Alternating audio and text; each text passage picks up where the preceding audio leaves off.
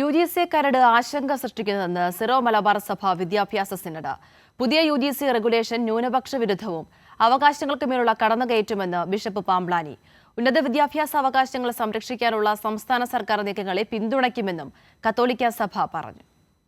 UGC കരട് ആശങ്ക സൃഷ്ടിക്കുന്നതാണെന്ന് കോട്ടയം ചങ്ങനാശ്ശേരിയിൽ ചേർന്ന സീറോ മലബാർ സഭ വിദ്യാഭ്യാസ സിനഡ് കമ്മിറ്റി വിലയിരുത്തി. ഫെഡറൽ സിസ്റ്റത്തെ ഉൾക്കൊള്ളാത്ത നടപടിയാണ്.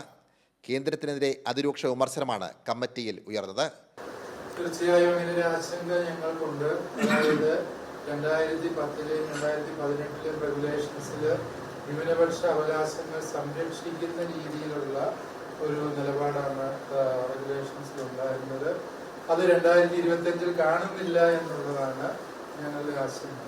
അതായത് 2025-ലെ ഈ റെഗുലേഷനിൽ പറയുന്ന കാര്യങ്ങൾ ഭരണഘടന ന്യൂനപക്ഷങ്ങൾക്ക് നൽകുന്ന അവകാശങ്ങളുടെ പ്രത്യക്ഷ ലംഘനമാണ്.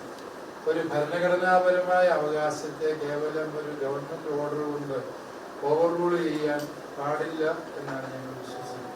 2018-ലെ റെഗുലേഷൻസ് തുടരണം.